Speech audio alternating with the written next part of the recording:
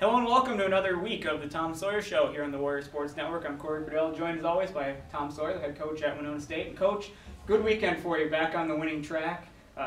Big win over Upper Iowa. Must have been good to finally get back in the win column. Yeah, I think it took a lot of pressure off everybody, and we had a lot of fun down there, and that was one of the goals that we had, is to go down there and play as hard as you can and enjoy all the things, you know, a big first down, a big catch, a big hit.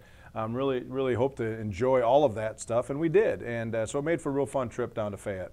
The running game in the past has struggled a little bit this season, really got going against Upper Iowa. Paul Preston with the second straight 100-yard game, scored a touchdown, and then Dyrell Clark also getting in to the end zone a couple times. Was that a key to the game, getting the run going? Well, it was, and you know, I think that, you know, running the football in this league is a priority. You have to be able to do it to be successful here. One of the most important things that we did is controlled the clock. You could see that our minutes of possession was way up in comparison to other games, and that's what we have to do. And running the football, like I said, Paul Preston played well. We played 4 running backs in the game, but really up front they did a nice job. The offensive line played very well. Tight ends played well. Zach Olstad was outstanding, and so that took a lot of pressure off our passing game, which they spent most of their time focusing on. And then Upper Iowa had a really potent offense all season long. They're one of the best quarterbacks in the league, but you really slowed him down, and the defense really played well. So what was kind of the key to not allow him to put up the big yards that he normally does? Well, you got to put pressure on him, and you know, our kids did a nice job with our cover. You know, we held the rushing to, you know, just a couple yards per carry, and they've been running for over 100 a game as well. Although, you know, Chris Smith did not play, but still they had all their weapons. Cole Jaskey is, like you said, one of the best quarterbacks in the league. In fact, he's one of the NSIC's leaders of all time. As a 4-year starter, and I told him I'm glad he's graduating. But he's a very good talent, but we had to get pressure on him. We did. We hit him a bunch, and that caused him to hurry some throws and a chance for us to put some pressure on him. One of the defensive bright spots, the whole unit played well, but Jarrett Wood really had a fantastic game, leading the team with 7 tackles. Pretty much did everything with a fumble recovery, a couple sacks. Pretty much did everything. What allowed him to kind of have a breakout game for the Warriors? Well, I think he played a little faster. You know, he knows what he's doing now. He's been really close. He was close in making a bunch of big plays in the Mankato game. He was close against Duluth. And this week he got up tempo even a little bit more, pressed the line of scrimmage a little bit, and tackled well. And so when you do those things, you're going to be around the football a lot more. And you know, doing things right, good things will happen. And he played exceptional. All around, I thought the special teams played a lot better too. Talk a little bit about that. Not only Carter McCulley hitting a 38-yard field goal to try to get your kicking game going a little bit, but just overall as a unit, they seem to be playing better too. Yeah, we were having a battle between the 2 kickers, but Carter the last couple weeks now has kind of rose to the occasion a little bit. His kickoffs were great, you know, down into the goal line and down into a corner, so our cover teams could get down there. You know. Tamarick Atwood played really well. Tyler Swinford played really well on those special teams. Those guys making first contact in the 15, you know, inside the 20-yard line. So that was good. It was good to see him kick a long field goal. We tried another one like 50, but he just missed it. But his confidence is coming along. He's a big weapon, and we got to continue to ride him. Great weekend for the Warriors, and well, a lot of highlights from the game too. So right after this, we're going to check out all the highlights of the big win over Upper Iowa.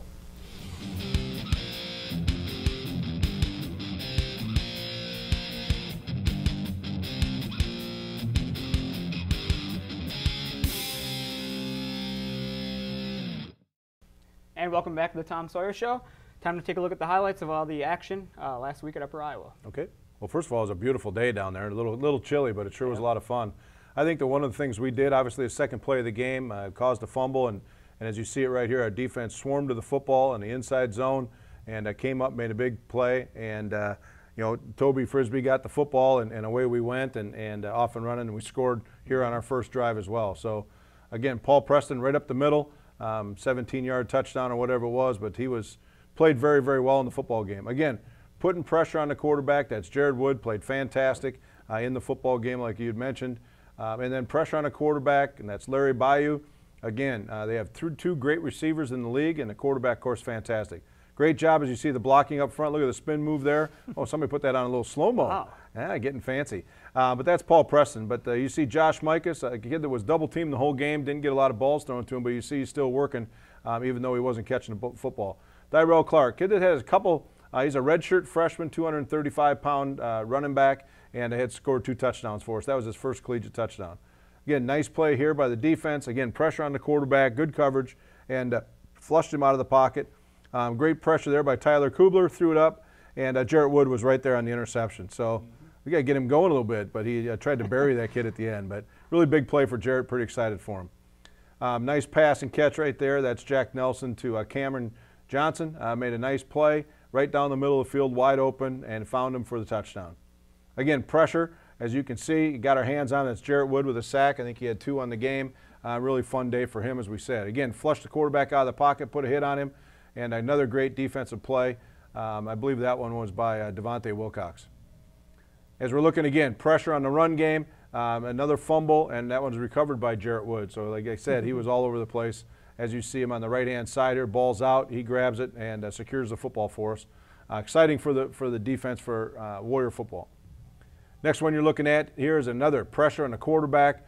That's our corner, Anthony Cantonese, with the hit and the fumble. We recovered the ball, but again, that's a corner blitz, so we really tried to put pressure on the quarterback from all different places. Great play inside there. Again, Tyler Kubler was great on the day. And those other kids, that's Jeffrey Brown playing very well, Toby Frisbee. Those guys up front did a nice job. Again, great pressure. That's Ryan Gertz actually had another really good game inside like he always does. And here's a good pressure by their team, but you can see how powerful Dyrell is as he takes it in and gets all the way to the end zone after stepping through about 4 or 5 tackles. Another play-action pass by Jack, scrambles a little bit, makes a nice throw here. There's a great catch on the sideline by Alan May, and Alan also did a nice job in the punt return as well. Again, play action, a little bit of scramble. Jack runs out and puts it right on the sideline as he straddles the sideline. Pretty fun. As you can see, they showed again. Yeah, a little slow-mo. Our GAs are getting pretty creative. We're going to get more work for those guys. Again, offense in the scoring zone, getting down into the positive side. Paul Preston again, great blocking up front, making some people miss and getting us down inside the 20-yard line, and like we said, in the scoring zone. But you can see how quick he is. It's hard to find. Guys getting downfield and making a couple people miss. He might be short, but he is a pretty powerful young man. Again, the Warrior offense, back inside, little play action to Dyrell. Jack spins out of a possible tackle and takes it in himself. Like I said, that's about a 15-yard touchdown. But again, they're double covering our receivers. It opens up a chance for him to run the football. Nice play and catch right here, batted down ball by Toby Frisbee. Like I said earlier, he played an exceptional game for us. Those senior defensive line do a nice job. In this case right here, we pooched the ball down into the corner. Jeremy Newman did a good job, especially in the second half, punting the ball for us. And when you can flip the field like that and put the other team at a disadvantage down there, it's really big. 38-yard field goal. He had a lot of leg left on that one, but that's Carter McCauley, a true freshman from Owatonna. Really did a nice job and hammered that one through, and had a big day for us kicking off as well. Again, another pressure, interception here by Ian Murray. Defensive guys running to the football, deflected the ball up, and Ian made a great catch. Again, in the zone, as you can see, it's deflected and goes right through one guy, and then he's right there to make the play. Again, Jack Nelson under center, and Dyrell Clark protecting him. This is a quarterback draw, and we ran it on purpose, but he slid 1 yard too short. But so we give him a hard time about that. But excellent day for the Warriors down at Upper Iowa. Yeah, lots of good highlights there. And when we come back, you're going to sit down with one of the offensive weapons there, Zach Olstad. Awesome.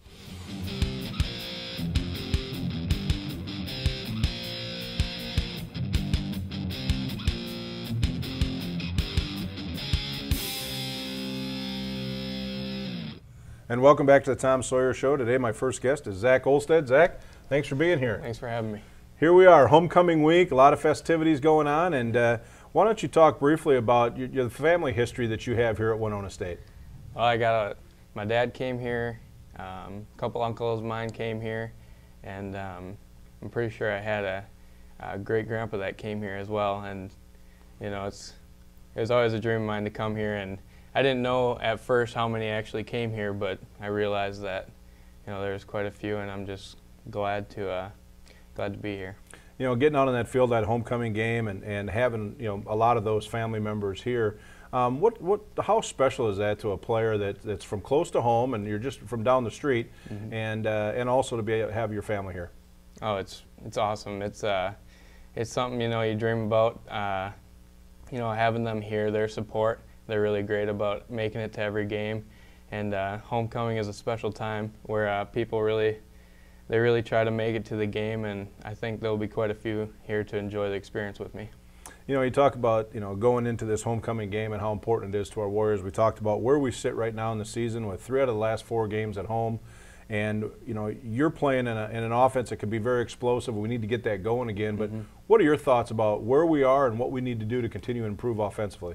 You know, it's all on us right now, and 3 out of the last 4 games are at home, and that's a huge advantage for us. And having, you know, Warrior Nation here with us, it's going to be a lot of fun. And it's tough games, but, you know, I think we're gonna come out all right. And you know, we still have a chance at that playoff and the Mineral Water Bowl game. So we got to keep working hard and, you know, take it one day at a time. You know, playing the U position or in fullback position or hybrid position, probably the most versatile position on the football field. Yeah. You and outside linebackers. What kind of responsibilities could you share with the people about what that position really does? Well, you know, when I switched from linebacker after my redshirt year and then came to the U position, which is basically a fullback lined up in a different part on the field, I thought it was going to be 2 complete different positions. But Coach Keller and yourself really helped me, you know, kind of gain more knowledge on those positions that I could be successful. And, you know, it's paid off, and I'm playing them both right now, and I love that. So it's great. You know, you look at that position where, you know, a lot of times you're the lead blocker, sometimes you're the second blocker, sometimes we're throwing you the football. When you go into a game, what are the thoughts that you have about what's going to happen to you during that game? It's going to be a lot of contact. The fullback and you know, it's a lot of blocking, and every once in a while you get a dump pass or you go out on a route, which is fun. Haven't got one this year yet, but you know, whatever I can do to help the team win is what's important to me. You know, this year we've played a nasty schedule. In fact, it's as good as or as tough as anybody in the country. And now we have another undefeated team coming in here in Sioux Falls. What do the Warriors have to do to overcome a 7-0 team? Right, they're 7-0, 14th in the nation or something like that, and we got to control the clock. I think on offense we're very explosive at times, but if we can establish a running game and chew up some of that clock to help our defense out, I think that's going to be the key. You know, and the last thing I have for you, I'm kind of going back to the homecoming week, but you know, your father's a principal in the area and has been in education and all those kind of things, and you're going down a similar path in health education as well. What do we have to do as a program, overall program, to really kind of gather the spirit of homecoming this weekend? I think it's going to be a lot of fun.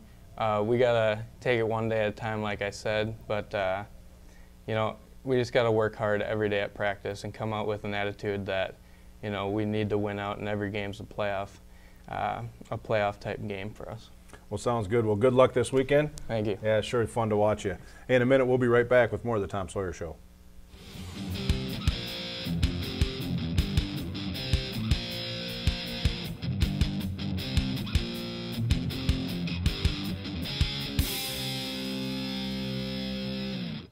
And welcome back to the Tom Sawyer Show. Our second student guest today is Collin Corcoran. Collin, thanks for being here, buddy. Thanks for having me. You know, we talk a lot each week here on the show about our defense and the improvements, and obviously as one of our inside linebackers and a guy that had 9 sacks last year, what has been the biggest difference in the improvement of our defense so far this year? I'd just have to say the whole attitude of just the whole group. We come in every day with our lunch pails and just go to work and come to work with a huge chip on our shoulder and try to get better every day. You know, and that's really paid off, especially from the off season till now, and you're starting to really put some heat on opponents, quarterbacks, and that kind of stuff. Why don't you talk a little bit about how fun it is to be in a defense that's a pressure type, up tempo defense? Oh man, it's a ton of fun, especially being one of the linebackers that just gets to run in there with your head on fire and get after the quarterbacks and get after the running backs in the run game. I don't know, it's a lot different than high school where you're just kind of sitting back and reacting. This defense, we're kind of taking it to the opposing offenses. You know, each week we go in, and Cory and I talk about it all the time. You talk about the quarterbacks that we have in this league, and every week we get one that's a great quarterback. Last week we went against Cole Jaskey, one of the best in NSIC history. What was it like going into that game knowing that you got one of the best quarterbacks that you're going to play against? It's a different type of ball game. I mean, it's just a bunch of quick 3-step passing game. I mean, you can't get discouraged when you're, like you said, like we're blitzing a lot. You can't get discouraged. You just got to keep coming after him and try to get your licks on him when you can. But he's a great quarterback. You know, you look at, I remember seeing you in the game where you get, you know, face to face with him a couple times. When you actually make contact and get that sack, what goes through your mind when you got that kid about 2 inches from your face mask?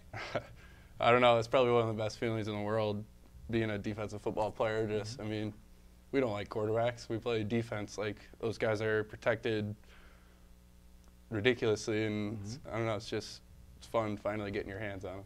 You know, the game has changed a lot, and people are wondering, you know, geez, a lot of teams are scoring a lot of points, but they're playing at a different tempo these days. And you know, you're playing against, you know, like that team last week or this team upcoming where they're running 100 plays a game. How much different is that now, even compared to when you were in high school just 3 years ago, playing at this kind of speed on a football field? It's totally different. You got to play with a lot of depth, especially at your position group. You got to have a lot of people that can just go in whenever, and it's just kind of, I don't know. It's fast. Yeah. It's fast. You know, this weekend, again, we play against, they have a very good quarterback. They have a really very excellent running back. And when they're running that speed option or just regular option football with those guys, how hard is it to be disciplined when you see that quarterback looking right at you? It is very difficult, especially like you said, when they're going up tempo and you're getting a little winded. You just got to stay focused, take your deep breath, and go out there and know your assignment. You know, you talk about assignment and alignment all the time, and our defense has gotten so much better at that. But you're behind a defensive line that's flying around. You know, you got the secondary behind you. But how important is it to all play together in the sequencing about playing option football? It's very important. One mistake and the guy is running 40, 50 yards down the field for a touchdown. Just one little gap and he's gone. So everybody's got to do their job. You know, one of the things we pride ourselves on is turnovers. And we've had a bunch, you know, that we've really created a bunch of turnovers. We had a couple, I don't know how many we had last week, 3 or 4 turnovers last week. But what is it that drives that defense that you guys hang out with every day about getting those turnovers? I mean, we practice it every day. We chart it every day at practice, rips, stripped attempts on the ball. So, I mean, it's pretty important for us and helps us win football games. You know, going into this homecoming game with a team undefeated, ranked, all that kind of stuff, what does that mean to you guys as a defensive unit when you know you got that kind of an offense rolling in here? It's a challenge, and I mean, we embrace it. I mean, we get it every week, like you said. It's just come accustomed to this league. I mean, you got high-powered offenses every week coming in here, so. You know, you look at homecoming, and obviously we got the parade, and we got banquets, and we got Hall of Fame, we got all these things going on. What does our football team really need to focus on Saturday at 2:30? I just say getting our job done. I mean, that's our part in the whole experience for the week, is winning the football game and enjoying it with the students and the fans that come.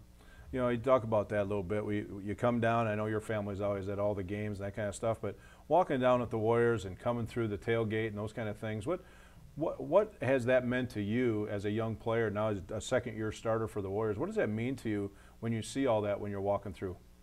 Man, it's just, like you said, my family, and then, I don't know, everybody else's families there. It's grown over the past couple of years. Like, that tailgate area has just gotten huge for us lately, and I don't know, it gets you pretty excited to go play some football.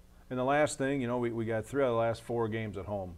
What do the Warriors have to do to really make sure that we can take care of Sioux Falls this weekend? Just do our jobs defensively, and then offensively just get after them. I mean, we have the ability to, and I have no doubt in those guys. So, well, I appreciate you coming in very much, and they did a great job, and good luck on Saturday. Thank you.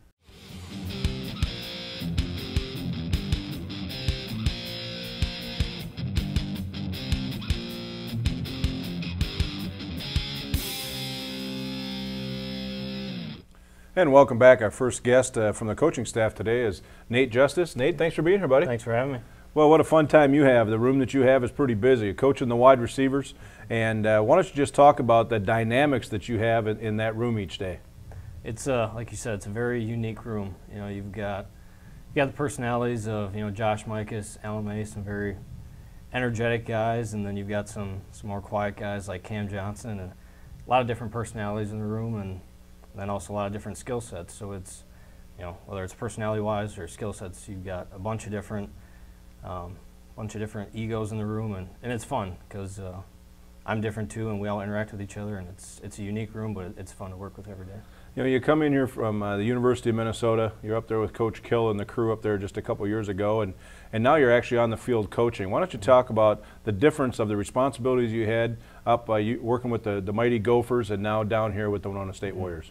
Yeah, it's been a completely different experience. You know, at Minnesota, you're just doing a lot of, or I was doing a lot of behind-the-scenes work, a lot of self-scout stuff, a lot of, I guess if you want to say, secretary-type work, just and you've got your full-time coaches that are on the field coaching. Coming down here, in my opinion, it's been a lot more fun. I get to do on-the-field coaching, get to recruit and all that stuff, and obviously that's what I want to do eventually.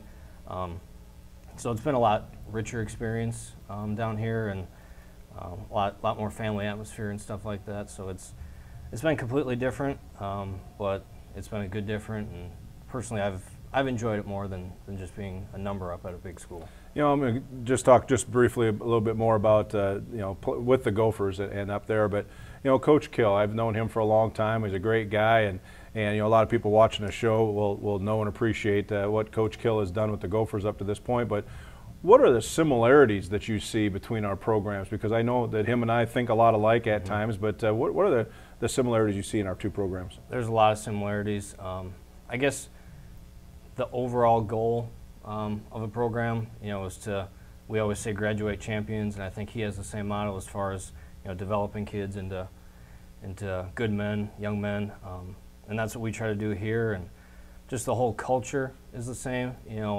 hardworking kids, and we don't try to sell anything that we're not. We tell it how it is when we recruit kids, and there's a lot of similarities as far as, you know, personalities on the coaching staff and stuff like that. It's amazing. When I got here, I realized how similar it was as far as, like I said, personalities and stuff like that, and you know, different divisions, but very, very similar attributes. So it's pretty cool in that regard.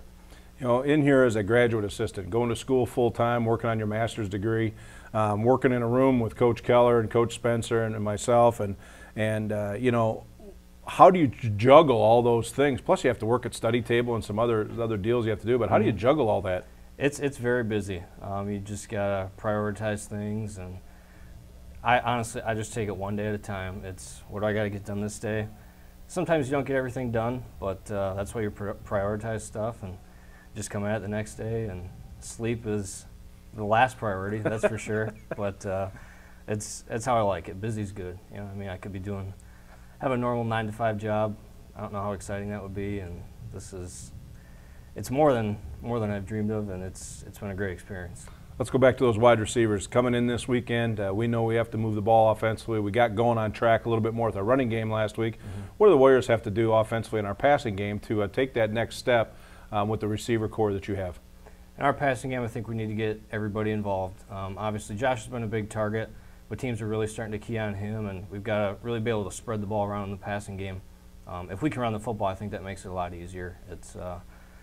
We've got to get, you know, our slots and our other guys like Cam Johnson, Dylan Alford's involved, and the more you spread the football around, the easier it is to get the ball to Josh and run the football. A lot easier to become a dynamic offense. You know, a lot of the parts that we work on a lot here at Winona State is the blocking side of playing receiver.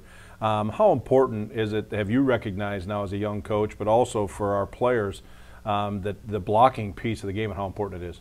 It's unbelievably important. You've got to be a good receiver. You have to be a good blocker. If you can't block, you can't be on the field, and especially when you have a back like Paul Preston, you never know where he's going to cut, if he's going to bring it backside.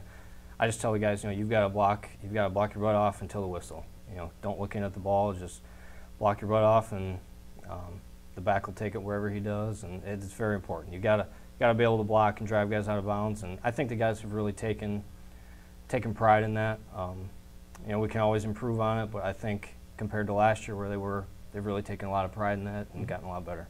And the last thing I have for you, Nate, is, you know, going into playing against a team like Sioux Falls, really kind of a cover 4 team concept. What do you think is the number one priority in our offense for this weekend?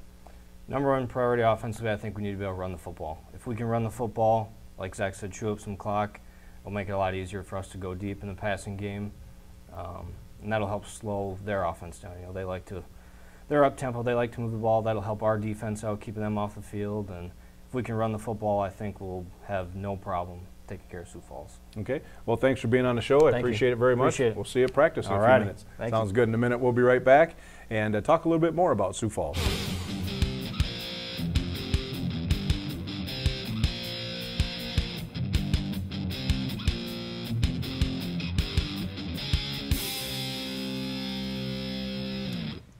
Welcome back to the Tom Sawyer Show here on the Warrior Sports Network. One final segment, Coach.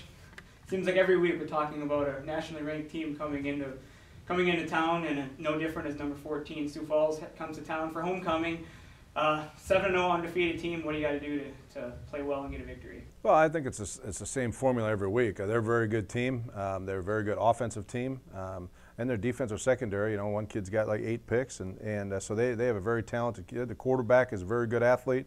The running back, Delphi, is a very good running back. I mean, they have all the weapons that we all have. The key to the game is really going to be taking care of the football, controlling the clock, and not turning the football over. So that's something we have to do in front of a homecoming crowd. The place is going to be crazy. It's going to be a lot of fun, a great environment. And, with a win this weekend, it will really continue to change our season to something we hope for as we started at the beginning of the year. You've had a lot of big games this season, having Duluth come into town, having a nationally televised game. But homecoming is something that happens every year, but it's always special every single year. So where does this rank for your guys in terms of favorite games to play? Well, it is one of the favorite games to play. I mean, playing on national TV, not every Division II kid gets a chance to do that, win or lose. And so that was pretty special. It will be, the older they get, the more cool it'll be.